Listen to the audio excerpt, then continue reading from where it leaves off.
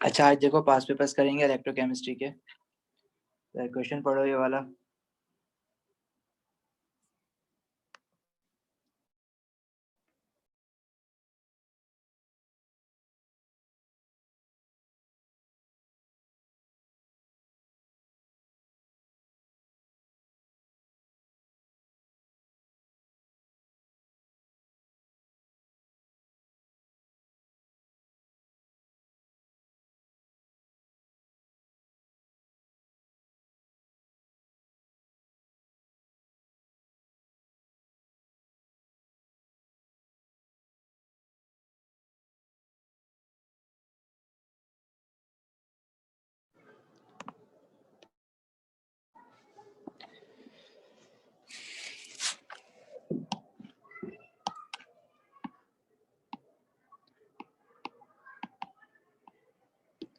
अच्छा, इसमें कह रहा है the diagram shows the apparatus used to measure the standard electrode potential of Fe3 positive और Fe2 पॉजिटिव।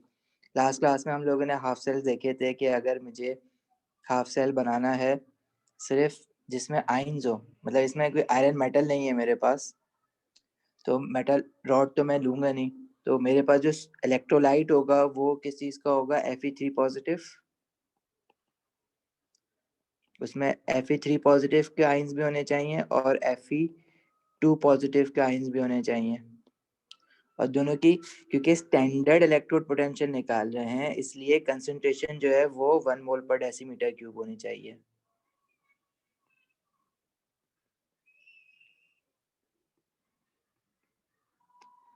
दूसरा हाफ सेल जो है वो शी है। जाहिर है जब स्टैंडर्ड इलेक्ट्रोड पोटेंशियल निकालते हैं तो you have to connect with standard hydrogen electrode, तो दूसरा हाफ सेल हमारा शी है। अब इसमें लेबलिंग पूछ रहा है कि लेबलिंग क्या क्या होनी चाहिए।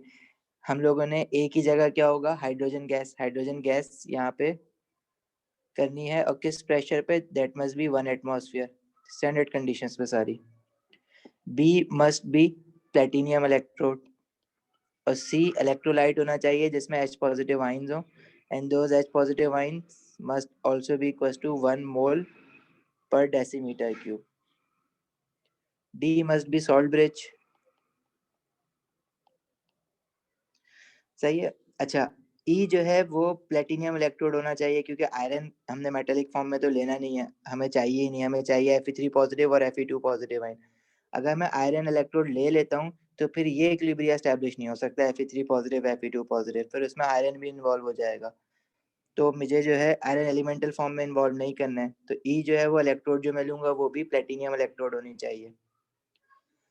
You just have to recognise these के क्या है, ए इज हाइड्रोजन, H2 गैस, ठीक है। प्रेशर यहाँ पे नहीं लिखना है, लेकिन अगर लिख भी दोगे तो कोई इशू नहीं है, आदत यही डालना कि स्टैंडर्ड कंडीशंस है तो प्रेशर जो है एट प्रेशर ऑफ 1 एटमॉस्फेयर, वरना सिर्फ हाइड्रोजन गैस लिख दोगे that would be enough. B जो है that must be platinum electrode, तो प्लेटिनियम पूरा लिखो, या सिर्फ पीटी इलेक्ट्रोड लिख दो, that would be also enough, क्योंकि प्लेटिनियम का सिंबल पीटी होता है। सी जो है वो H पॉजिटिव आयंस, देखो जब भी आयंस लिखो तो उसकी स्टेट सिंबल एक्वस लिखना, कंसंट्रेशन लिखना चाहो लिख दो 1 mole per decimetre cube. D is salt bridge,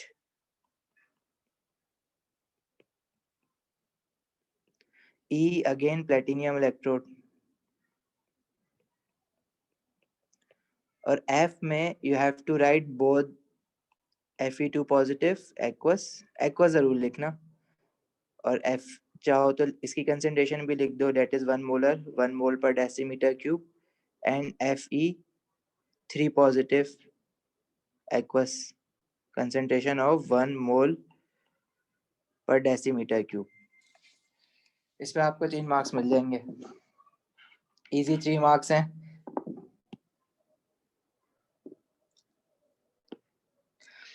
अच्छा, कह रहा है फिर label the diagram to show which is a positive electrode and the direction of electron flow in the external circuit. अच्छा जी, उसके लिए फिर जो है ना आपको डाटा बुकलेट में जाना पड़ेगा। हमें पता है जो शी है उसका इलेक्ट्रोड पोटेंशियल हम लोगों के पास होता है 0.00 वोल्ट। जो Fe3 पॉजिटिव और Fe2 पॉजिटिव का इलेक्ट्रोड पोटेंशियल आता है व्हेन कनेक्टेड टू शी, वो कितना आता है वो डाटा बुकलेट से आपको निकालना पड़ेगा। You have to look for the equation जिसमें Fe3 पॉजिटिव और Fe2 पॉजिटिव हो। तो ये वाली इक्वेशन डाटा बुकलेट में आपको मिलनी है यहाँ पे, सॉरी ये वाली नहीं, ये नीचे वाली। Fe3 पॉजिटिव और Fe2 पॉजिटिव आएंगे जिसमें, और इसका इलेक्ट्रोड पोटेंशियल कितना है 0.77। अच्छा, हम लोगों ने क्या एस्टेब्लिश किया था लास्ट टाइम, जब इलेक्ट्रोड पोटेंशियल मोर पॉजिटिव जिसका होगा वो रिड्यूस्ड होगा, ठीक है। तो this electrode potential is plus 0.77 volt इस वाले हाफ सेल का। शी का जो है वो 0 वोल्ट है, तो मोर पॉजिटिव किसका है जिसका प्लस 0.77 वोल्ट है। तो इट मींस यहाँ पे रिडक्शन होगी, और जो लेफ्ट वाला हाफ सेल है जो शी है उसमें ऑक्सीडेशन होगी। तो इलेक्ट्रॉन्स जो है वो हमारे कहाँ से निकलते हैं, जो हाफ सेल ऑक्सीडाइज्ड होता है। जो हाफ सेल ऑक्सीडाइज्ड होगा वो इलेक्ट्रॉन लूज करेगा। तो इलेक्ट्रॉन्स जो है वो कहाँ से निकलेंगे, शी से निकलेंगे। और वो कौन से हाफ सेल पे जाएंगे, Fe3 पॉजिटिव Fe2 पॉजिटिव वाले हाफ सेल पे। तो जहां से इलेक्ट्रॉन निकल रहे हैं वो नेगेटिव होगा, और जो दूसरा वाला हाफ सेल है वो पॉजिटिव हो जाएगा। तो which is a positive electrode, तो पॉजिटिव इलेक्ट्रोड जब वो पूछेगा तो आपने या तो यहाँ पॉजिटिव लिख दो, या अगर प्रोमिनेंट करना है तो इसको यहाँ पे पॉजिटिव का सिंबल डाल दो ऐसे, ठीक है। नेगेटिव वाला शी हो जाएगा इस केस में। और इलेक्ट्रॉन कहाँ से निकलते हैं, नेगेटिव टू पॉजिटिव। तो इलेक्ट्रॉन फ्लो आपने यहाँ पे ई इलेक्ट्रॉन ऐसे लिख दो या इलेक्ट्रॉन्स लिख दो, एरो बना देना कि इलेक्ट्रॉन्स जो है वो शी से इस तरफ लेफ्ट टू राइट जा रहे हैं, ठीक है। कोई प्रॉब्लम किसी को यहाँ पे इसको समझने में? No sir.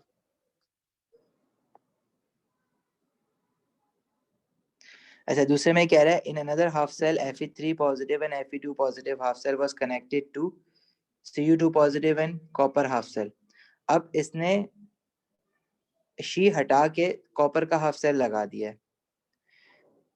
अच्छा जी, तो हमारे पास जो इसकी इक्वेशन है शी की, वो तो अब छोड़ दो, लेकिन Fe3 पॉजिटिव और Fe2 पॉजिटिव की जो हमने इक्वेशन देखी तो वहां पे हमें इसका इस हाफ सेल का इलेक्ट्रोड पोटेंशियल मिला प्लस 0.77 वोल्ट।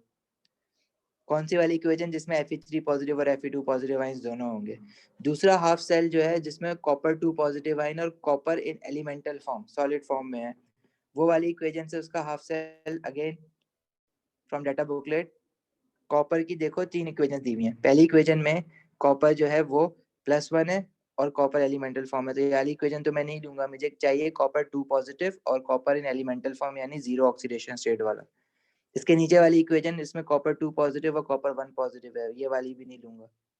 मुझे इक्वेशन लेनी है सेकंड वाली, और उसका इलेक्ट्रोड पोटेंशियल कितना है +0.34 वोल्ट। तो +0.34 वोल्ट इसका जो भी इक्विलिब्रिया बनेगा, इसका जो हाफ सेल होगा, इसका इलेक्ट्रोड पोटेंशियल है हमारे पास +0.34 वोल्ट। तो ये कह रहा है कि जब हमने इसका हाफ सेल बनाया है, दोनों हाफ सेल को कनेक्ट किया है, तो when these two half cells are connected by a wire and the circuit is completed, circuit complete कैसे करोगे, obviously salt brush लगा के। तो use the data booklet to calculate the E naught of a cell। तो cell का E naught निकालने का formula हमारे पास क्या होता है कि वो हाफ सेल जो रिड्यूस्ड हुआ है माइनस वो हाफ सेल जो ऑक्सीडाइज्ड हुआ है। अब ये बात याद कर लेना, रिड्यूस्ड जो होता है वो मोर पॉजिटिव होता है,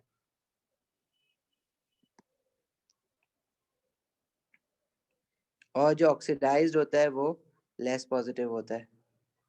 अब +0.34 और +0.77 वोल्ट में से मोर पॉजिटिव कौन सा है? अच्छा, इसका हमने +0.77 वोल्ट निकाला था ना, यस। Fe3 पॉजिटिव और Fe2 पॉजिटिव का कितना पड़ा था,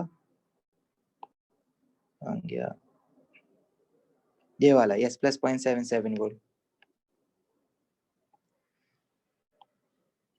तो more positive is plus 0.77 volt and less positive is plus 0.34 volts. सही है।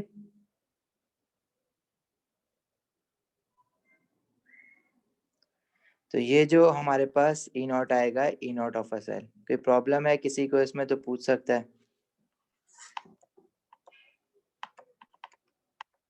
नहीं सर। This is 0.43 volts.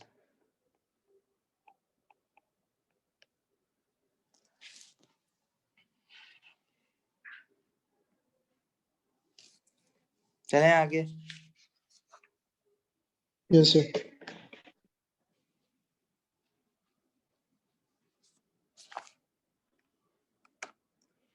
अच्छा देखो, अब हमें एक पार्ट और पढ़ना है, लेकिन वो पार्ट हम आगे पढ़ेंगे। लेकिन ये क्वेश्चन जो है ना, इट सेज के ई नॉट ऑफ Na2 पॉजिटिव निकल एक्वासाइन और निकल एलिमेंटल फॉर्म में, इसका ई नॉट दे रहा है -0.25 वोल्ट। इसकी इक्वेशन रिडक्शन की फॉर्म में, हमेशा इक्वेशन है रिडक्शन की फॉर्म में लिखोगे पहले। रिडक्शन की फॉर्म में इसकी इक्वेशन क्या आनी है, 2 मोल ऑफ इलेक्ट्रॉन गेन करेगा तो एलिमेंटल फॉर्म में आ जाएगा। इसका स्टैंडर्ड ई नॉट दे रहा है वो -0.25 वोल्ट। अच्छा, ये किस कंसंट्रेशंस पे वोल्ट आता है हमारा स्टैंडर्ड इलेक्ट्रोड पोटेंशियल, जब निकल आयन की कंसंट्रेशन कितनी होनी चाहिए। अब आयंस की कंसंट्रेशन होती है ना, जो एक्वस होते हैं या जो लिक्विड होते हैं, इनकी तो नहीं होगी सॉलिड की। तो ये आती है हमारे पास standard condition 1 mole per decimetre cube पे।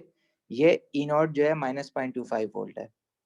अब ये कह रहा है state and explain how the electrode potential changes if the concentration of Na2 positive ion is decreased.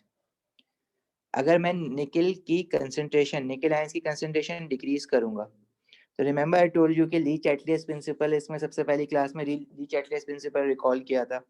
Decreasing the concentration of a निकल, तो मैं बेसिकली क्या कर रहा हूँ, रिएक्टेंट की कंसंट्रेशन डिक्रीज कर रहा हूँ। Decreasing the concentration of a reactant will shift the equilibrium in a way to oppose that chain.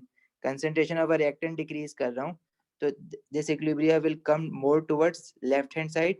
ऐसा ही है as per ली चैटलियस प्रिंसिपल। जब ये इक्विलिब्रियम मोर टुवर्ड लेफ्ट हैंड साइड आएगा तो क्या चीज फेवर हो रही है, ऑक्सीडेशन फेवर हो रही है। देखो जब रिडक्शन फेवर होती है ना, अगर मैं कंसंट्रेशन बढ़ाता और रिडक्शन फेवर होती, तो जब भी रिडक्शन होती है, जितनी ज्यादा रिडक्शन फेवर होगी ई नॉट उतना मोर पॉजिटिव होता जाएगा। ठीक है, क्योंकि हमेशा मोर पॉजिटिव रिड्यूस्ड होता है। रिडक्शन फेवर होगी तो ई नॉट मोर पॉजिटिव होता जाएगा, और अगर ऑक्सीडेशन फेवर होगी तो इक्विलिब्रिया तो दोनों का है अभी, ऑक्सीडेशन फॉर फेवर होगी तो this will become less positive.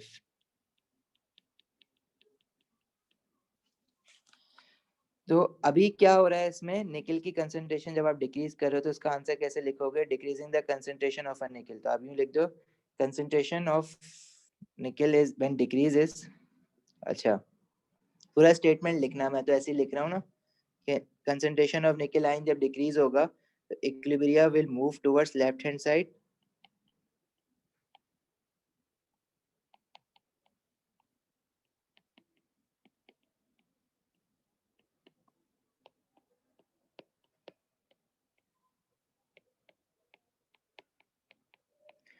और जब इक्विलिब्रिया लेफ्ट पे जाएगा तो ऑक्सीडेशन फेवर होगी, क्योंकि लेफ्ट पे जब जा रहा है तो लॉस ऑफ इलेक्ट्रॉन हो रहा है, तो ई naught will become less positive. तो ई नॉट will become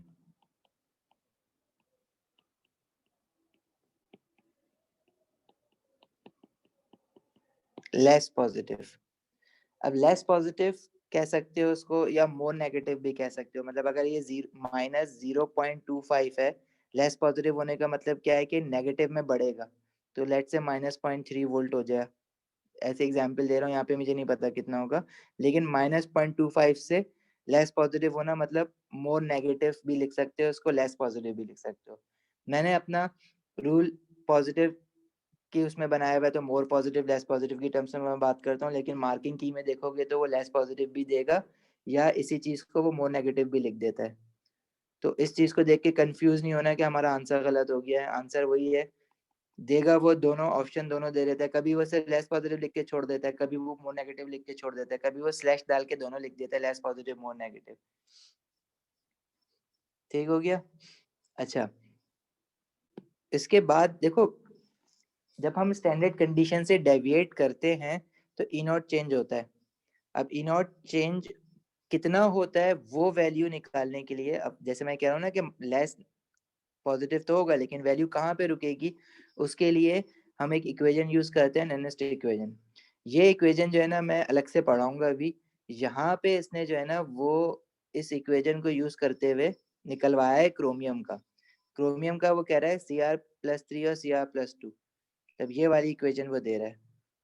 रिडक्शन की फॉर्म में लिखते हैं ना, तो ये Cr3 पॉजिटिव जब 1 मोल ऑफ इलेक्ट्रॉन गेन करेगा तो it will form chromium 2 positive ion.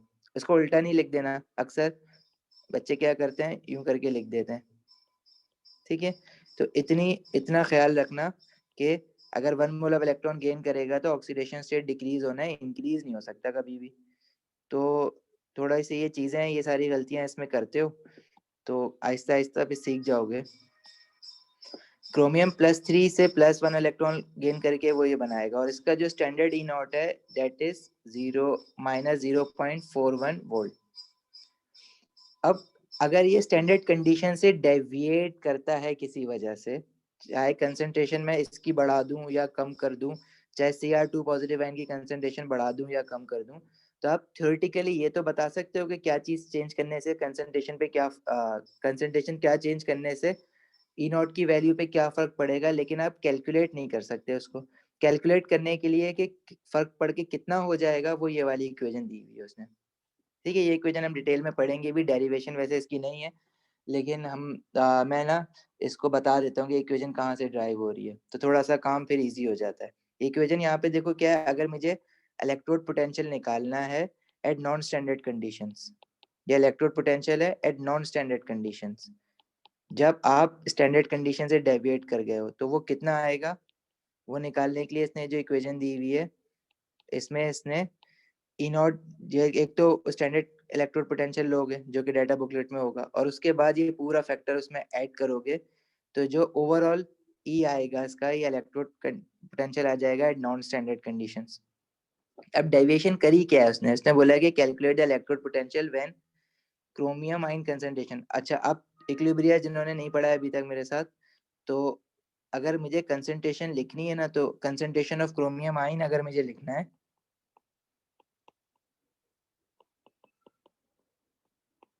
तो उसको मैं ऐसे भी लिख सकता हूँ Cr3 पॉजिटिव, उसके अराउंड अगर मैं ऐसे स्क्वायर ब्रैकेट्स लगा दूं ना, तो इसका मतलब यही होता है कि we are talking about concentration of chromium ion. वैसे एएस इक्विलिब्रिया जब पढ़ा था केसी केपी में भी यही करते थे, अगर याद हो H पॉजिटिव आयन की कंसंट्रेशन डालनी है, इसकी भी डालनी है, तो आप ब्रैकेट लगाते थे, आई होप याद होगा।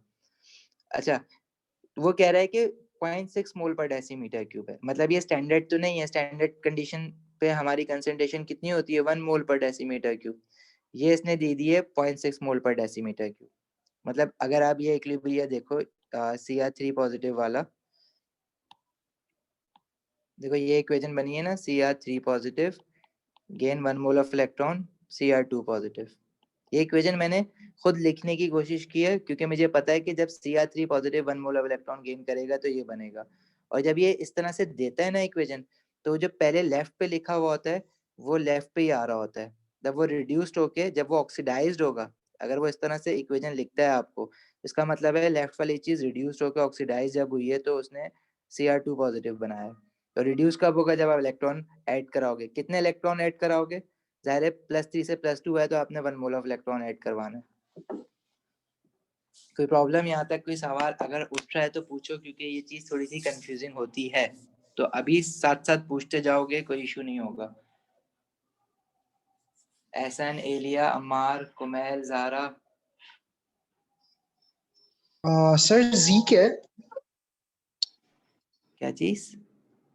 जेड जेड क्या है? जेड क्या है, जेड मैं बताता हूँ अभी, इस इक्वेशन में पूरी इक्वेशन में बताता हूँ। अच्छा। जेड जो है ना बेसिकली नंबर ऑफ मोल्स हैं जो कि इस इक्वेशन में इन्वॉल्व हैं। This is 1 mole of electron involve है ना, तो जेड की जगह 1 आ जी जाएगा। ठीक है, ये इक्वेशन मैं पढ़ाऊंगा वैसे ना, डेरिवेशन भी कराऊंगा क्वेश्चन के, क्योंकि बीच में आ गया तो कर लेते हैं, कोई मसला थोड़ी है, थोड़ा सा सीख लेते हैं, आगे पढ़ेंगे तो रिवाइज ही हो जाएगा और पक्का हो जाएगा। अच्छा देखो इस इक्वेशन में ये क्या कह रहा है कि ऑक्सीडाइज स्पीशी की कंसंट्रेशन ऊपर लिखनी है। स्पीशी हम लोगों की रिएक्शन काइनेटिक्स में बात हुई थी कि स्पीशी का जो वर्ड है ना वो रिएक्शन काइनेटिक्स में भी हम लोगों ने यूज किया है। हम लोग जो ओ लेवल में वर्डिंग यूज करते थे, अगर मेरे पास कोई एटम है या मॉलिक्यूल है या आइन है तो उनको कलेक्टिवली हम कहते थे भाई पार्टिकल्स हैं। फिर हम लोगों ने एक वर्ड देखा रेडिकल्स, जैसे Cl नेगेटिव बनता था, CH3 बनता था, फिर रेडिकल सब्स्टिट्यूशन रिएक्शन में, तो वो रेडिकल का वर्ड भी अगर मिला दो ना तो केमिस्ट्री में इन सबको कलेक्टिवली हम लोग ना स्पीशी कहते हैं। अब स्पीशी कोई मॉलिक्यूल भी हो सकता है, कोई रेडिकल भी हो सकता है, कोई आइन भी हो सकता है। तो ऑक्सीडाइज स्पीशी इनमें से कौन सी होनी चाहिए? ऑक्सीडाइज स्पीशी बताओगे जरा, ऑक्सीडाइज स्पीशी क्या होती है? इनमें से ऑक्सीडाइज कौन सी चीज हुई है? Cr3 Cr2 plus, Cr2 plus. अच्छा Cr2 प्लस, हमारे पास अगर ऑक्सीडाइज्ड होना है तो Cr2 प्लस ने ऑक्सीडाइज्ड होना है, और जिसको रिड्यूस्ड होना है वो Cr3 पॉजिटिव ने रिड्यूस्ड होना है। क्योंकि Yes sir. अगर ठीक है Cr3 पॉजिटिव है, उसने अगर चेंज होना है, कन्वर्ट होना है, तो उसको हम कहेंगे कि कन्वर्ट होने के लिए उसने रिड्यूस्ड होना है ना। लेकिन यहाँ पे जो है ना, आपने चीज को किस तरह से देखना है कि ऑक्सीडाइज्ड होने के बाद हमारे पास क्या चीज मिली है। तो Cr2 पॉजिटिव बेशक ऑक्सीडाइज्ड होगा और Cr3 पॉजिटिव क्या होगा? रिड्यूस्ड होगा। ऐसा ही है, Yes sir. ठीक है। तो जो चीज ऑक्सीडाइज्ड होने के बाद हमारे पास आती है ना, उसको हम कहते हैं ऑक्सीडाइज्ड स्पीशी, और जो चीज रिड्यूस्ड होने के बाद हमको मिलती है उसको हम कहते हैं रिड्यूस्ड स्पीशी। समझ आई बात? उल्टा है। देखो इसको ना इस तरह से याद रखो, अगर तुमसे इसी इक्वेशन में मांगेगा वो ऑक्सीडाइज्ड स्पीशी और रिड्यूस्ड स्पीशी, और कहीं पे नहीं बोलेगा तुमसे, तो ऑक्सीडाइज्ड स्पीशी वो वाली चीज होगी जो कि हमारे पास ऑक्सीडाइज होने के बाद मिल रही है। ऑक्सीडाइज होने के बाद जब ये इक्वेशन ऑक्सीडेशन की तरफ जाएगी तो हमें ऑक्सीडाइज स्पीशी क्या मिलेगी? ये चीज Cr3 पॉजिटिव। अगर इसको सिंपल याद रखना है ना आसान वर्ड्स में, तो जिसकी हायर ऑक्सीडेशन स्टेट होगी ना वो ऑक्सीडाइज स्पीशी होती है, और रिड्यूस स्पीशी वो होती है जिसकी लोअर ऑक्सीडेशन स्टेट होती है। बस ये याद कर लो। अब ऑक्सीडेशन स्टेट तो देख सकते हो ना, 1+3 है, 1+2 है। हायर ऑक्सीडेशन स्टेट किसकी है? Cr3 positive. तो ये हमारे पास ऑक्सीडाइज स्पीशी कहलाएगी। कोई भी इक्वेशन हो, तुमने बस चार्जेस वैलेंसी देखनी है उसकी। तो जिसका चार्ज बड़ा है दिस इज ऑक्सीडाइज स्पीशी,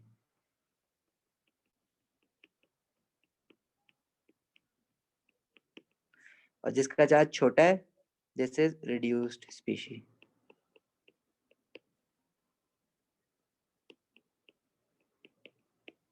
ठीक है, याद हो जाएगा ये। जी सर. देखो अब तक जो है ना मैंने दो चीजें तुम लोगों को याद करने के लिए बोली हैं। ठीक है, छोटी छोटी चीजें, इससे जो है ना काम जल्दी हो जाता है। समझ के करोगे तो समझने में ना समझना अच्छी बात है, समझो ऑब्वियसली, लेकिन काम हमारा जो है ना मिक्स कर देते हो। वो ऑक्सीडाइज स्पीशी क्या है? जो ऑक्सीडाइज होने के बाद मिले, और रिड्यूस स्पीशी क्या है? जो रिड्यूस होने के बाद मिले। ये चीज अगर याद नहीं रहती है तो आपने बस ये देखना है जिसकी हायर ऑक्सीडेशन स्टेट है वो ऑक्सीडाइज स्पीशी है। मैंने देखो तुमको अब तक से ये बातें याद कराई कि जो मोर ई नॉट जिसका मोर पॉजिटिव होगा उसने क्या होना है? रिड्यूस्ड। और जिसका ई नॉट लेस पॉजिटिव होगा, मैं नेगेटिव की टर्म्स में तो बात कर ही नहीं रहा हूँ, ज्यादा कंफ्यूजन में करूंगा ही नहीं इसको। ई नॉट लेस पॉजिटिव होगा वो हो जाता है ऑक्सीडाइज्ड। ठीक है, नेक्स्ट इक्वेशन में अगर तुमसे वो कहता है कि ऑक्सीडाइज्ड स्पीशी कौन सी है,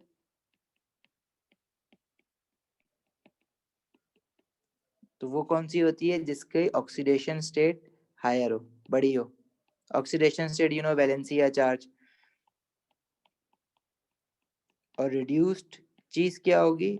अब रिड्यूस जरूरी नहीं स्पीशी का ही वर्ड यूज करे, ऑक्सीडाइज्ड फॉर्म रिड्यूस्ड फॉर्म भी कह देता है वो, ऑक्सीडाइज्ड आयन रिड्यूस्ड आयन भी कह देता है, ठीक है। तो वो रिड्यूस स्पीशी होती है जिसके ऑक्सीडेशन स्टेट जो है वो लोअर हो। तो ये बातें जो है ना, ये अभी तक फिलहाल मैंने ना ये दो बातें तुम्हें कहा है कि रट लो, रट्टा मारने के लिए बोला है, तो याद कर लोगे ना ये सारी। तो इसमें से हमारे पास ऑक्सीडाइज स्पीशीज हायर चार्ज वाली Cr3 पॉजिटिव है। तो इस इक्वेशन को कुछ नहीं करना होता, इस इक्वेशन में बस वैल्यूज पुट करनी होती है। अगर मुझे E निकालना है, electrode potential at non standard conditions, तो इसका electrode potential eight standard condition जो कि उसने दिया हुआ है, डाटा बुकलेट पे भी जाने की जरूरत नहीं है, -0.41 वोल्ट प्लस फिर 0.059 वैल्यू दी हुई है, डिवाइडेड बाय ये जो Z दिया हुआ है ना, ये number of moles of electron involved in the equation. यहाँ पे 1 है, कहीं पे 2 भी होते हैं, यहाँ पे अभी 1 है।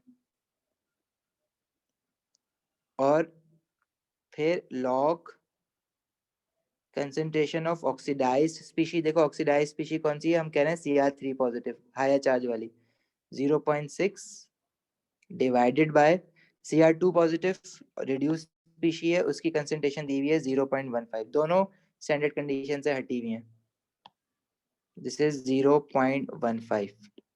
इसको सॉल्व करोगे तो तुम्हारे पास electrode potential at non standard conditions आ जाएगा। अगर यहाँ पे कंफ्यूज हो गई ये इक्वेशन क्या है, तो ये इक्वेशन में अगर फंस जाओ, नहीं समझ आ रहा कि 1 मोल ऑफ इलेक्ट्रॉन ऐड हो रहा है या क्या हो रहा है, Cr3 पॉजिटिव और Cr2 पॉजिटिव की इक्वेशन डाटा बुकलेट से ढूंढ लेना, डाटा बुकलेट पे चले जाओ फौरन।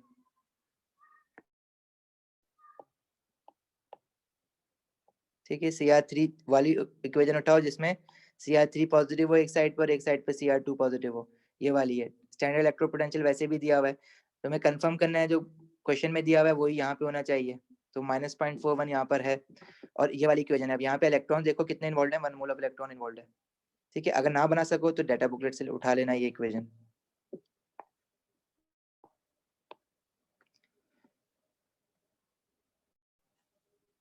अब इसको सॉल्व करोगे तो तुम्हारे पास, अब सॉल्व करके लॉग्स बता दो, सबको समझ आता है कि लॉग किस तरह से सॉल्व करते हैं, नहीं तो फिर मैं, अगर सब आंसर निकाल लो अपने अपने और कंपेयर कर लो तो अच्छा हो जाएगा।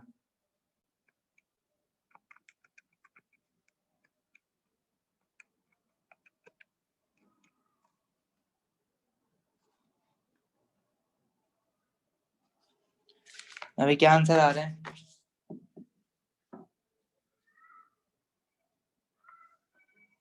-0.37। -0.37, 2 डेसिमल प्लेस तक आंसर दिया करो।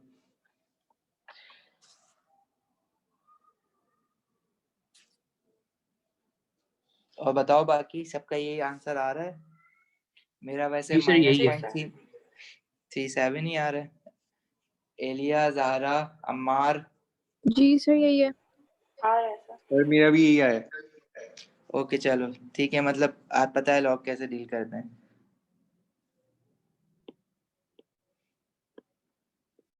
अच्छा नेक्स्ट इज, हम बाद में करेंगे।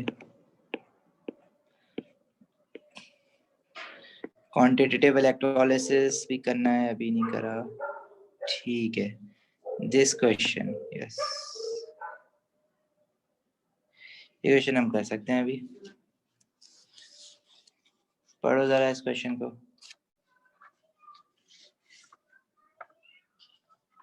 अच्छा इस क्वेश्चन में कह रहा है कि chlorine gas and iron 2 ions react together in aqueous solution as shown. उसने एक मुझे ओवरऑल इक्वेशन दी हुई है जिसमें उसने क्लोरीन गैस ली है, Fe2 पॉजिटिव आयंस लिए हैं, क्लोरीन गैस है, आयरन Fe2 पॉजिटिव आयंस है एक्वस फॉर्म में obviously, they are reacting to produce 2 mole of chloride anion, और फिर क्या कर रहा है, Fe3 पॉजिटिव आयन बनना है। तो क्या इसमें ये बता सकते हो वैसे, अगर मैं पूछ लूं कि कौन सी चीज रिड्यूस्ड हो रही है, कौन सी चीज ऑक्सीडाइज्ड हो रही है?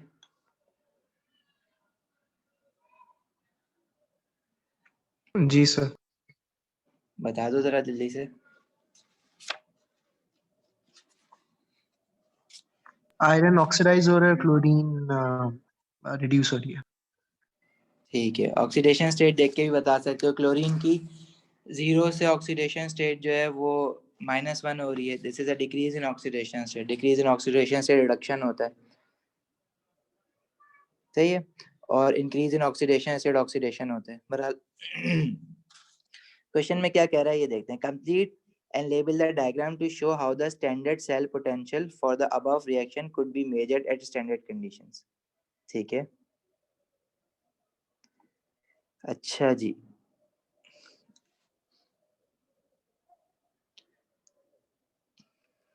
तो इसने ना आधी बनाई हुई है। अब ये जो रिएक्शन हो रहा है इसका वो कह रहा है स्टैंडर्ड, इस इन दोनों के अलग अलग हाफ सेल होंगे ना। क्लोरीन का एक अपना हाफ सेल होगा और Fe2 पॉजिटिव आयन का अपना एक हाफ सेल होगा। अच्छा, एक उसने ना आधा मुझे बना के दे दिया। अब इस ये शी नहीं है, ये शी के लिए नहीं बना के दिया उसने, ये क्लोरीन के लिए बना के दिया। शी जैसा इसलिए लग रहा है क्योंकि ये क्लोरीन भी गैसियस फॉर्म में है ना। गैस, उसका जो इक्विलिब्रिया सेटअप करवाना है मुझे क्लोरीन का, वो किस में सेटअप कराना है? वो मुझे Cl नेगेटिव और Cl2 का सेटअप करवाना है।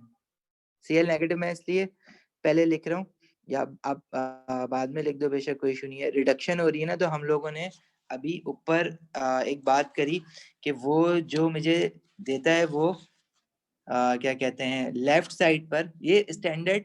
वैसे तो कुछ बुक्स में अगर कुछ केमिस्ट्री पढ़ो तो ये जो है ना वो स्टैंडर्ड माना जाता है इसको। अगर वो पहले रिडक्शन की वो दे दे कि लेफ्ट राइट जाओ, मतलब रिड्यूस से रिडक्शन होनी चाहिए, मतलब वो चीज बताओ जो कि रिड्यूस्ड हो के आगे वाला प्रोडक्ट बनाए।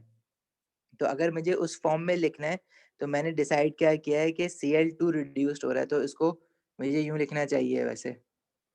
तो इस तरह से ना वो दो डॉटेड लाइन लगा के भी ये लिखा जाता है, लेकिन यहाँ स्लैश डाल के इसको यूं लिख दो Cl2 और Cl नेगेटिव। लेकिन जब ये आइंस लिखोगे ना तो उसके साथ एक्वा जरूर लगाना। अब ये Cl2 है गैसियस फॉर्म में, तो उसके साथ स्टेट सिंबल लिख देना।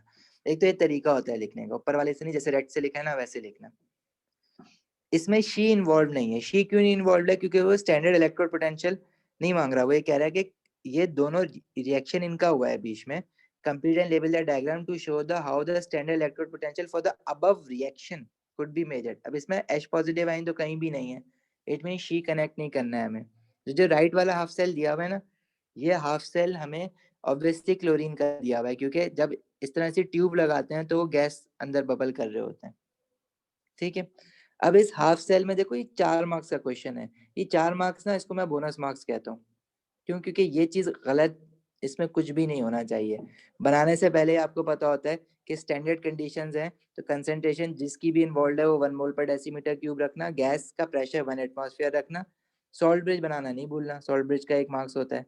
इलेक्ट्रोड देख लेना कि अगर दोनों आइंस हैं तो फिर प्लेटिनियम इलेक्ट्रोड डालना, गैस इन्वॉल्व है तो प्लेटिनियम इलेक्ट्रोड डालना।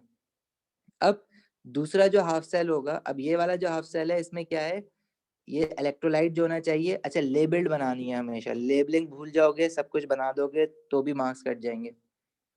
तो यहाँ पे Cl नेगेटिव होगा एक्वस, कंसंट्रेशन साथ जरूर लिखना 1 मोल पर डेसीमीटर क्यूब, क्योंकि हमसे स्टैंडर्ड इलेक्ट्रोड पोटेंशियल को वो डील करवा रहा है, सही है। क्लोरीन गैस बबल्ड होगी Cl2, स्टेट सिंबल जरूर लिखना, गैस है। प्रेशर जो होगा वो उसका 1 एटमॉस्फेयर, सही है। दूसरा हाफ सेल इसके बराबर में जो बनाओगे,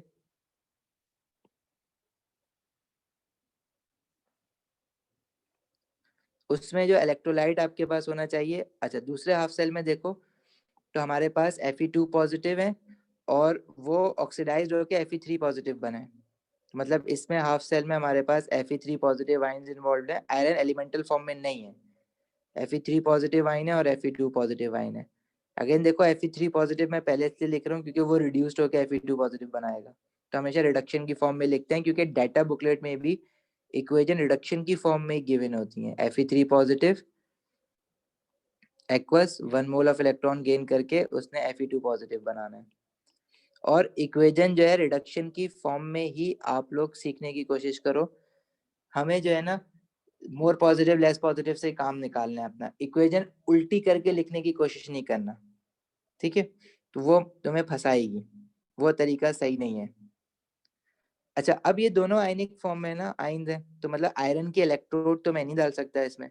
अगर मैंने Fe इलेक्ट्रोड डाल दिया तो वो भी इन्वॉल्व हो जाएगा, मुझे वो तो इन्वॉल्व करना नहीं है, क्योंकि इक्विलिब्रियम मुझे Fe3 पॉजिटिव और Fe2 पॉजिटिव आयन के बीच में चाहिए। तो जब इस तरह का सिनेरियो होता है तो फिर मैं कंडक्शन के लिए इलेक्ट्रोड जो डालता हूँ वो डालता हूँ प्लेटिनियम इलेक्ट्रोड। तो यहाँ पे एक वायर बना के इस तरह से प्लेटिनियम इलेक्ट्रोड बना देना, इसको लेबल जरूर करना, बस लेबलिंग ही तुम्हें मार्क्स दिलवा देगी सारे। प्लेटिनियम पीटी लिख दो या पीटी इलेक्ट्रोड लिख दो, पूरा पीटी भी लिख दोगे काम निकल जाएगा। इलेक्ट्रोलाइट इसमें क्या होगा, इसमें Fe3 पॉजिटिव आयन भी होगा एक्वस फॉर्म में, उसकी concentration 1 mole per decimetre cube, क्योंकि स्टैंडर्ड निकालना है, और Fe2 पॉजिटिव आयन भी होगा एक्वस फॉर्म में, उसकी कंसेंट्रेशन भी 1 मोल पर डेसीमीटर क्यूब आनी है। अब ये जो वायर्स है ना ये साथ में मिलाना है। अच्छा, अब यहाँ पे वोल्ट मीटर लगाना नहीं भूलना। वोल्टेज मेजर कैसे करोगे, ई नॉट मेजर वोल्ट मीटर से करोगे ना, वोल्ट मीटर लगाना भूल जाते हैं लोग, एक मार्क उसका होता है वोल्ट मीटर का। वोल्ट मीटर को लेबल करने की जरूरत नहीं है, सिर्फ वी लिख दो, क्योंकि वोल्ट मीटर का यूनिवर्सल सिंबल है वी, इस तरह से। मतलब इसको साथ लेबल करने की आपके पास जरूरत नहीं है, वोल्ट मीटर कर दो कोई मसला नहीं है, ना भी करो भूल जाओ कोई इशू नहीं है। सॉल्ट ब्रिज मत भूलना, सॉल्ट ब्रिज एक मार्क का तो सॉल्ट ब्रिज ले जाता है, ठीक है? लेकिन सिर्फ सॉल्ट ब्रिज आपने बनाना नहीं है, आपने लेबल करना है, क्योंकि सॉल्ट ब्रिज का ये कोई लाइन जो है ना कोई यूनिवर्सल सिंबल नहीं है। जैसे वोल्ट मीटर में मैं कह रहा हूँ ना कि लेबलिंग नहीं की काम चल जाएगा, सॉल्ट ब्रिज को लेबल करना जरूरी है। इसी तरह आप इसको भी लेबल ना करो, ये जो इलेक्ट्रोड डालिए बोलो ऑब्वियस तो है, इस तरह की स्क्वायर वाली प्लेटिनियम इलेक्ट्रोड तो होती है, जरूरी थोड़ी है आयरन इलेक्ट्रोड अगर वो स्क्वायर में बना के काट के ऐसे डाल दूं। तो आपने लेबल जरूर करना है उसको, कंसेंट्रेशन जरूर लिखनी है 1 mole per decimetre cube, volt meter लगाना है, सॉल्ट ब्रिज लगाना है, और ये जो गैस डाल रहे हो उसका प्रेशर जरूर लिखना है 1 एटमॉस्फेयर। और सबसे इंपॉर्टेंट चीज स्टैंडर्ड कंडीशन बीच में टेम्परेचर जरूर लिख देना 298 केल्विन, ताकि सारी स्टैंडर्ड कंडीशंस आ जाएं, ठीक है? तो अब ये चीज बहुत आसान है, और 4 मार्क्स आपको जो है ना वो मिलेंगे इसके, अगर आप ये सारा काम सही से कर रहे हो तो। फिर कह रहा है use the data booklet to calculate E not of a cell for this reaction, for both the reaction you must know electrode potential. Chlorine की जो देखो रिडक्शन की फॉर्म में ही सारी इक्वेशन होती है, जैसे क्लोरीन और Cl नेगेटिव इन्वॉल्व है ना, तो हमें पता है कि Cl2 जब 2 मोल ऑफ इलेक्ट्रॉन गेन करता है तो 2 Cl नेगेटिव बनाएगा। इसी तरह Fe3 पॉजिटिव जब 1 मोल ऑफ इलेक्ट्रॉन गेन करता है तो वो Fe2 पॉजिटिव बनाएगा। अब दोनों हाफ सेल जब कनेक्ट करोगे तो एक रिड्यूस्ड होगा एक ऑक्सीडाइज्ड होगा। अब वो ई नॉट डिसाइड करेगा, जिसका ई नॉट मोर पॉजिटिव है वो रिड्यूस्ड होगा, जिसका ई नॉट लेस पॉजिटिव है वो ऑक्सीडाइज्ड होगा। लेकिन इनिशियली तुम आदत ऐसी डालना कि कहीं पे इक्वेशन लिखने के लिए आए हैं आपके पास तो always right in reduction form, सही है? अच्छा, अब वैसे तो ये क्लोरीन की इक्वेशन हम ओ लेवल से सीखते हुए आ रहे हैं कि Cl2 होता है और 2 मोल ऑफ इलेक्ट्रॉन। कुछ लोगों का रोना यही होता है कि यार ये 1 मोल ऑफ इलेक्ट्रॉन ऐड करो और ये Cl नेगेटिव बनाओ, सही है? तो ये नहीं करना, और यहाँ पे फिर हाफ लगा देते हैं। तो इस तरह की हम लोगों ने फॉर्मेशन नहीं करनी है, क्योंकि डाटा बुकलेट में ऐसे नहीं दिया हुआ होता। गलत नहीं है इसमें कुछ, लेकिन उसमें फिर गड़बड़ पता है ई नॉट में फिर गड़बड़ करते हैं, वो कहते हैं कि ई नॉट जो होगा इसका वो हाफ कर देते हैं। अगर आप ऐसे इक्वेशन लिख भी रहे हो तो ई नॉट फिर भी हाफ नहीं करोगे, वो ई नॉट पर मोल की टर्म्स में तो हम तुम्हें दे ही नहीं रहे हैं। जैसे इंथैल्पी चेंज देते हैं ना किलोजूल पर मोल, इंट्रोपी दी थी तुम्हें पर मोल में, इलेक्ट्रोड पोटेंशियल पर मोल में आपसे किसी ने बात नहीं की, कोई डेफिनेशन ऐसी नहीं बनाई कि 1 मोल रिड्यूस्ड हो या 1 मोल ऑक्सीडाइज्ड हो। तो ऐसा कुछ करने की जरूरत नहीं है ना, ऐसी किसी चीज में जाके कंफ्यूजन अपने असर पे सवार करने की जरूरत है कि अगर मैंने बैलेंसिंग ऐसे कर दी तो ई नॉट भी मैं हाफ कर दूंगा, नहीं, बिल्कुल हरगिज ऐसा कुछ इस चैप्टर में है ही नहीं। बस एक मिसकंसेप्शन साथ लेके चलना शुरू कर देते हो, कोई कुछ ऐसा नहीं होना है इसमें। अब डाटा बुकलेट से अगर इन केस में ये कह रहा था कि अगर इन केस ये इक्वेशन ना बना सको तो इतना तो रिकॉग्नाइज कर लोगे कि एक हाफ सेल में Cl2 है और Cl नेगेटिव है, तो मुझे डाटा बुकलेट से ऐसी इक्वेशन उठानी है जिसमें मुझे Cl2 भी मिल जाए और Cl नेगेटिव भी मिल जाए। तो कहाँ गई?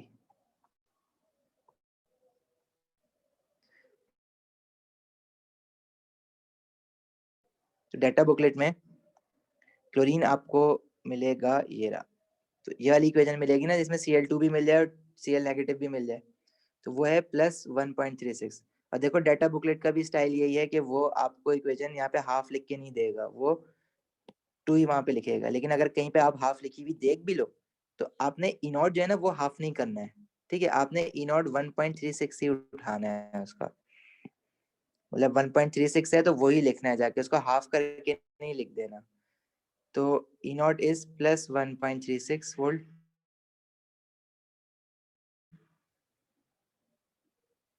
इसका और दूसरा हमारे पास जो था वो Fe2 पॉजिटिव और Fe3 पॉजिटिव है। डाटा बुकलेट सामने रखो इस चैप्टर को पढ़ते हुए ताकि तुम लोगों को सही से समझ आए। तो Fe3 पॉजिटिव और Fe2 पॉजिटिव इक्वेशन ये बार बार देख लो, ये प्लस 0.77 है। और क्लोरीन का हमने कितना देखा, 1 प्लस प्लस 1.36 1.36 और प्लस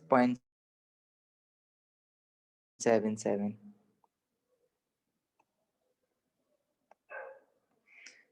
ठीक है, तो इसका प्लस 1.36 वोल्ट और इसका प्लस 0.77 वोल्ट। अब more positive one will reduce, तो ये इस इक्वेशन ने आगे जाना है, और लेस पॉजिटिव प्लस 1.77 उसने ऑक्सीडाइज होना है, इसने पीछे जाना है। अगर आप ई नॉट ऑफ अ सेल निकालोगे इसका तो वो हाफ सेल जो रिड्यूस्ड हुआ है माइनस वो हाफ सेल जो ऑक्सीडाइज्ड हुआ है, जो रिड्यूस्ड हुआ है वो more positive that is plus 1.36, ठीक है, और जो ऑक्सीडाइज्ड हुआ है डेट इज प्लस 0.77। देखो मैं यहाँ पे प्लस लिखने का मकसद ये है कि जरूरी नहीं है कि हमेशा लेस पॉजिटिव जो है वो प्लस में ही हो, नेगेटिव में भी आता है, इसलिए मैं इसकी आदत डालता हूँ। अगर नेगेटिव आए तो मैं नेगेटिव लिखना ना भूल जाऊँ यहाँ पे, ठीक है। तो ये कितना हो जाएगा हमारे पास 1.36 minus 0.77 and that would be 0.59 volt, ठीक है। तो ये ई नॉट ऑफ अ सेल आ जाएगा। अच्छा, इसका अगर ओवरऑल इस क्वेश्चन में तो नहीं बोला, इस क्वेश्चन में सिर्फ इसने बोला था कि E not of a cell निकालो ना, use a data booklet to calculate E not of a cell. अब ये तो आपने जल्दी काम करने वाला है, 1 मार्क का, आपने देखा कि इसकी ई नॉट जो है वो आपने उठा लिया कि ये है प्लस 0.77, और इसका अब ये इक्वेशन बनाने की जरूरत नहीं है आपको, ये तो मैं सिखा रहा हूँ इसलिए। ये 1.36 तो आपने देखा दिस इज मोर पॉजिटिव, तो 1.36 माइनस प्लस 0.77 डायरेक्ट करना है, ये 1 मार्क के लिए, टाइम नहीं लगाना है इसमें। तो रिड्यूस माइनस ऑक्सीडाइज, फॉर्मूला लिखना चाहो लिखो, ई नॉट ऑफ अ सेल का, नहीं लिखना चाहो नहीं लिखो, लेकिन तुम्हें ये याद होना चाहिए कि this is always reduction minus oxidation, वो जो रिड्यूस्ड हुआ है माइनस वो जो ऑक्सीडाइज्ड हुआ है, सही है। अच्छा, इस क्वेश्चन में तो नहीं कह रहा, लेकिन अगर मैं तुमसे कहूँ कि इसकी ओवरऑल इक्वेशन बनाओ, तो ओवरऑल इक्वेशन इसने दी हुई भी है। अगर आप ओवरऑल इक्वेशन बनाओगे तो first of all what you do कि इनके number of mole of electron बराबर करने, पहली वाली इक्वेशन में 2 है, दूसरी वाली में 1 है, तो दूसरी वाली इक्वेशन को मल्टीप्लाई बाय 2 करोगे तो दूसरी वाली इक्वेशन क्या बन जाएगी, Fe3 positive 2 mole of electron and Fe2 positive को यहाँ पे 2 और यहाँ पे 2, और क्लोरीन वाली इक्वेशन ने वही रहना है, Cl2 plus 2 mole of electron 2 Cl negative. जब मोल ऑफ इलेक्ट्रॉन बराबर हो जाएंगे तो फिर आपने ये डिसाइड करना है कि कौन सी रिड्यूस्ड हो रही है कौन सी ऑक्सीडाइज हो रही है, वो कर ही चुके हो। क्लोरीन वाली रिड्यूस्ड हो रही है वो आगे जा रही है, आयरन वाली ऑक्सीडाइज हो रही है वो पीछे जा रही है। ये एक वाहिद जगह है जहाँ पे मैं इक्वेशन पलट के लिखवाता हूँ, वरना मैं कहीं भी इक्वेशन पलट के नहीं लिखवाता। रिडक्शन की फॉर्म में ही सारी इक्वेशन हम लोग रखेंगे।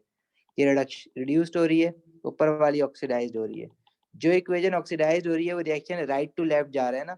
तो जब ओवरऑल इक्वेशन बनाते हो, just for calculation of overall cell equation, half half equation बनी हुई है, ओवरऑल सेल इक्वेशन बनाते वक्त ही सिर्फ एक जगह ऐसी है जहाँ पे मैं इक्वेशन पलट के लिखता हूँ, वरना मुझे कहीं भी पूरे इलेक्ट्रोलिसिस में जरूरत नहीं पड़ती कि मैं इक्वेशन पलट के लिखूं। सही है। उसके बाद आपने लेफ्ट साइड सेट करनी होती है, राइट साइड सेट करनी होती है, तो इलेक्ट्रॉन कैंसिल आउट हो जाते हैं और ये इक्वेशन बन जाएगी Cl2 प्लस 2Fe2 पॉजिटिव, और पहली वाली इक्वेशन के इस पर 2Cl नेगेटिव, और ये क्या बचा, जो लेफ्ट साइड पे बचा है वो लेफ्ट साइड पे लिख दो, जो राइट साइड पे वो राइट साइड पे लिख दो। स्टेट सिंबल गैस है इसका एक्वस, आइंस का हमेशा एक्वस होता है, तो वो तो सोचने की जरूरत ही नहीं, आंखें बंद करके एक्वस लिख दो। क्लोरीन का डिसाइड करना पड़ेगा तुम्हें, गैस होता है। यही ओवरऑल सेल इक्वेशन ना, इसने मुझे स्टार्ट ऑफ द क्वेश्चन में दी हुई थी, यही वाली इक्वेशन थी वो। ठीक है, कोई सवाल है यहाँ तक तो पूछ लो, कोई कंफ्यूजन है किसी को भी? नहीं सर। पक्की बात है भाई? जी सर। अच्छा, फिर कह रहा है what colour change would you see when chlorine gas is bubbled through a solution containing Fe2 positive ions until the reaction is complete। अच्छा जी, Fe2 पॉजिटिव आयन में जब क्लोरीन गैस आपने बबल की है, देखो ये रिएक्शन था ना, Fe2 पॉजिटिव आयन में क्लोरीन गैस बबल की है, तो प्रोडक्ट में क्या बना है, Cl नेगेटिव आयन और Fe3 पॉजिटिव आयन। अब ये नॉलेज कहाँ से आएगी? ये नॉलेज तो आप ओ लेवल से साथ लेके चल रहे हो। ठीक है, क्या है, Fe iron is a transition element, Fe2 positive ion जब होता है तो उसका कलर अलग होता है, और Fe3 पॉजिटिव आयन जब होता है तो उसका कलर अलग होता है। अब ये कलर्स अगर आपको याद हो तो Fe2 पॉजिटिव आयन का जब सोल्यूशन बनता है तो ग्रीन कलर होता है, और Fe3 पॉजिटिव आयन का ब्लू जब टू सोल्यूशन रस्ट, बनता है तो sorry, blue green to rust brown. हाँ, ग्रीन टू ब्राउन या रस्ट ब्राउन, या उसको कभी ऑरेंज भी कहते हैं, येलो भी कहा हुआ है उसको एएस में। अच्छा, अब ये, अच्छा ये क्या इसकी हरकत है। अब क्या A2 में तुमने कलर पढ़ना है? नहीं। क्या तुमने A2 में सारे आयंस के कलर याद रखने हैं? अब इतने आयंस है, क्रोमियम भी आया हुआ था, आयरन भी आया हुआ है, कहीं मैग्नीशियम आ जाएगा तो क्या क्रोमियम, अच्छा मैग्नीशियम का तो खैर कलर नहीं होगा, जिंक भी आ जाएगा। ट्रांजिशन एलिमेंट देखो तो उसमें क्रोमियम भी आ जाएगा, आयरन भी आ जाएगा, मैंगनीज भी आ जाएगा। क्या दोबारा से वो जाओगे ओ लेवल का जो टेबल था कलर याद करने के लिए? एएस में तो तुमने कलर याद नहीं करने होते, तुम्हें टेबल मिल जाता है, तुम्हें सॉल्युबिलिटीज का भी पता होता है। तो नहीं, मैं तो रिकमेंड नहीं कर रहा। जो पास्ट पेपर्स में आए वो कलर याद रख लेना। जो अब सारे, अगर इसमें इसमें जितने भी ट्रांजिशन एलिमेंट्स आ रहे हैं, क्या सबके कलर याद करने बैठ जाओ डाटा बुकलेट से? नहीं, कोई जरूरत नहीं है। देखो आना है तो 1 मार्क का आना है, और ज्यादा ट्रांजिशन एलिमेंट आते भी नहीं है। मैग्नीज हो गया, आयरन आ गया, ठीक है, क्रोमियम आ जाता है। जिंक के बारे में, जिंक वैसे होता तो डी ब्लॉक में है, लेकिन zinc is not a transition element. वो हम लोग पढ़ेंगे ट्रांजिशन एलिमेंट्स में, हमें पता चलेगा कि जिंक जो है वो अब ट्रांजिशन एलिमेंट, कभी ट्रांजिशन एलिमेंट वो था ही नहीं। हम लोग उसको कह देते थे ट्रांजिशन ब्लॉक, वो असल में ट्रांजिशन एलिमेंट नहीं होते। बीच वाले ग्रुप 2 और ग्रुप 3 के बीच में जितने भी होते हैं वो सारे के सारे ट्रांजिशन एलिमेंट्स नहीं होते हैं बहरहाल। लेकिन अगर चाहो तो ओ लेवल का मैं एक टेबल शेयर कर देता हूँ तुम लोगों के साथ कि Fe3 पॉजिटिव का कलर क्या है, Fe2 पॉजिटिव का कलर क्या है। वो ये पूछा है what colour change would you see, तो कलर, फाइनल कलर बता दो या कलर चेंज बता दो, तो ग्रीन टू ब्राउन। तो वही आयंस क्रोमियम का, आयरन का Fe2 positive, Fe3 positive, chromium का Cr2 पॉजिटिव, Cr3 पॉजिटिव। ये भी देख चुके हो तुम लोग कलर, ऑरेंज टू ग्रीन। ठीक है, याद है oxidising agent as a chromium use करते हैं। मैंगनीज जो है KMnO4 जो होता है, +7 से मैंगनीज +2 में जाता है तो पर्पल टू कलरलेस हो जाता है कलर। तो ये सारी चीजें ना आपके साथ चलती हुई आ रही हैं लेवल से, तो you just expected to use that knowledge 1 mark के लिए। बाकी जो मैंने बता दिया तुम लोगों को, क्रोमियम का, आयरन का, ये रिकॉल कर लेना, मैग्नीज का, ठीक है, मैंने बता भी दिए।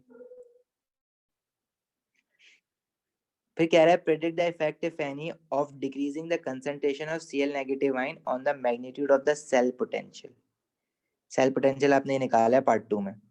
इसका मुझे ये 2 मार्क्स का है। मुझे इसका आंसर निकालने के लिए ना देखो 2 हाफ सेल इन्वॉल्व हैं। जो overall E not of a cell निकला है ना, वो निकला है वो जो चीज रिड्यूस्ड हुई है माइनस वो जो चीज ऑक्सीडाइज्ड हुई है।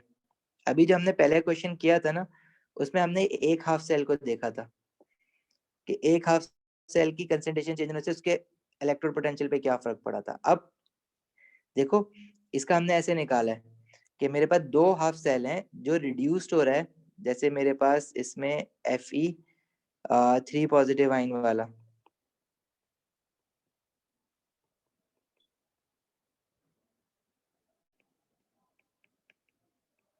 एक तो इक्वेशन ये है। अब ये लिखनी रिडक्शन की फॉर्म में है, फिर जाके समझ आएगा कि हुआ क्या है। इसका ई नॉट हमारे पास आया है +0.77 डाटा बुकलेट से, और इसका ई नॉट हमने देखा है +1.36। क्या Fe3 पॉजिटिव और Fe2 पॉजिटिव की कंसंट्रेशन को उसने छेड़ा है? नहीं छेड़ा। उसने सिर्फ Cl नेगेटिव आयन की कंसंट्रेशन डिक्रीज की है। तो Fe3 पॉजिटिव और Fe2 पॉजिटिव का जो ई नॉट है वो तो वैसे ही रहेगा। मतलब अगर मैं Er माइनस ई ऑक्सीडाइज करके निकाल रहा हूँ तो ये तो +0.77 ऐसे ही रहना है। उसने करा क्या है, Cl नेगेटिव आयन की concentration, decreasing the concentration of Cl negative ion. Cl negative ion इधर है, राइट साइड पर है इस इक्वेशन के। Cl2 और Cl नेगेटिव आयन वाली इक्वेशन के राइट साइड पर है। इसकी कंसंट्रेशन जब डिक्रीज करोगे तो प्रोडक्ट की कंसंट्रेशन डिक्रीज कर रहे हो तो equilibria will shift towards right hand side. ठीक है, ली चैटलियस प्रिंसिपल जो हम लोग बस ओ लेवल में लगाते थे, decreasing the concentration of a product will shift the equilibria towards right hand side. तो क्या चीज ज्यादा फेवर हो रही है? रिडक्शन। जब इक्वेशन राइट पे जाएगी तो रिडक्शन फेवर होगी। और क्या बताया, जब भी रिडक्शन फेवर होगी तो ई naught will become more positive. मतलब E naught will become more positive. तो रिडक्शन वाला जो +1.36 से लेट से 2 वोल्ट हो गया है, मोर पॉजिटिव का मतलब यही है ना, +1.36 से वैल्यू आगे बढ़ जाएगी। मतलब ये जो भी चीज है it will become more positive. मतलब रिडक्शन वाली जो है वो मोर पॉजिटिव हो रही है, ऑक्सीडेशन वाली उतनी की उतनी है। जब यहाँ पे 1.36 से वैल्यू हट के लेट से 2 वोल्ट आ जाएगी तो overall E not of a cell जो है वो क्या होगा, वो भी मोर पॉजिटिव हो जाएगा ना, क्योंकि उसमें से ये माइनस हो रहा है 0.77। अब अगर वो मोर 1.36 से 2 वोल्ट या 4 वोल्ट हो गया है तो ये माइनस होकर अब वैल्यू और बड़ी आएगी। मतलब जो यहाँ पे हमारी कितनी आ रही थी, ये निकाली नहीं थी 1.36 + 0.77, आई थिंक 0.59 वोल्ट आ रहा था ना, तो ये उससे बड़ा हो जाएगा, मोर पॉजिटिव 0.59 से भी बड़ा आएगा क्योंकि यहाँ पे अब नंबर बड़ा हो गया है। तो overall E not of a cell क्या हो जाएगा, it will become more positive. उसको या तो मोर पॉजिटिव कह दो या ग्रेटर कह दो। ठीक है, तो ई not of cell will become more positive. अब इसमें रट्टा वट्टा नहीं लगाने बैठ जाना कुछ कि ऑक्सीडाइज वाली डिक्रीज होगी तो क्या होगा, इंक्रीज होगी तो क्या होगा। आपने इक्वेशन उसी वक्त बना के वैल्यूज को देखते हुए डिसाइड करना है। रट्टा लगाओगे तो इसके टोटल जो है वो 6 केसेस बन जाते हैं, रट्टा नहीं लगाना है। तो मैं ये कह सकता हूँ E not of a cell will become more positive या इट विल इंक्रीज, कुछ भी कह सकते हो। क्यों? क्योंकि जो इसका क्लोरीन वाला हाफ सेल है ना, उसका ई नॉट डिक्रीज हो रहा है और वो माइनस हो रहा था। तो जब माइनस की वैल्यू डिक्रीज होगी तो ओवरऑल पॉजिटिव में वैल्यू आ जाएगी, बड़ी हो जाएगी वैल्यू। तो ई not of a cell will become more positive as Cl2 NCl E naught decreases. या अब ई नॉट तो नहीं कहोगे उसको क्योंकि कंसंट्रेशन जब आप 1 मोल पर डेसीमीटर क्यूब से हटा देते हो, स्टैंडर्ड ई नॉट नहीं कह सकते उसको, आप सिर्फ उसका इलेक्ट्रोड पोटेंशियल कह दो। ठीक है, तो वो क्या हो रहा है, अच्छा इसका भी ई नॉट जो है ना तुम्हारे पास क्या कहते हैं, Cl2 Cl negative is become more positive. बस इतना लिख दो, क्योंकि देखो ये वैल्यू बढ़ाओगे इसमें से ये 0.77 ये तो फिक्स है ना, इसको तो चेंज करा ही नहीं हमने, ये तो आयरन वाली है। ये बढ़ाओगे तो जाहिर है ओवरऑल जो है वो बड़ा ही वैल्यू आएगी, क्योंकि जो माइनस हो रही है वो तो फिक्स है, जिसमें से माइनस हो रही है वो आप मोर पॉजिटिव कर रहे हो। ठीक है, तो ई naught will become more positive, E not of a cell will become more positive. अब अगर कुछ पूछना है इस क्वेश्चन में तो पूछ लो। कोई कंफ्यूजन है किसी को तो मैं दोबारा रिकॉल करवा देता हूँ।